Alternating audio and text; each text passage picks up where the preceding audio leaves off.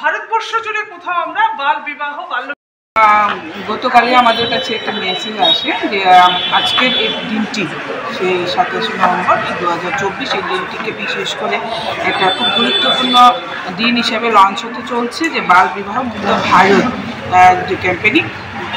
এই দিনটিতে আজকে আমাদের ministry of women and child department যে আছে ওনারা আজকের এই দিনটি বিশেষভাবে উদযাপন করছেন এবং দিল্লিতে সেটার উপরে অনেক কার্যক্রম চলছে।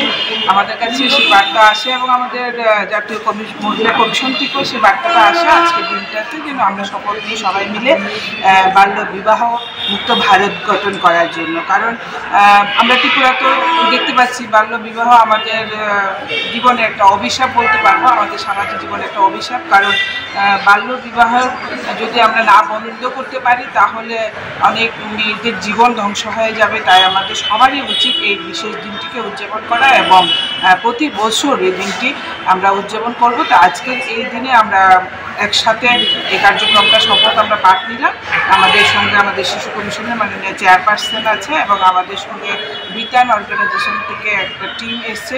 ওনারাও সোশ্যাল ওয়ার্কের মাধ্যমে এই বাল্য বিবাহ এবং মহিলাদের কীভাবে সামাজিক সমস্ত কুপ্রথা থেকে রক্ষা করা যায় সেই বিষয়ে কাজ করে চলছেন এবং আমাদের কমিশনে সবাই উপস্থিত আছে। যে সবাই মিলে আজকে আমরা এই বিশেষ দিনটি শপথ গ্রহণের মাধ্যমে উদযাপন করলাম এবং আমরা সবাই প্রতিশ্রুতিবদ্ধ হলাম যে আমরা বাল্য বিবাহ রোধে এবং সেই নাবালিকা মেয়েদের ভবিষ্যৎ সুরক্ষা প্রদান করার জন্য যে বিশেষ কর্মসূচি সেগুলি আমরা সম্পূর্ণভাবে বাস্তবায়ন করব।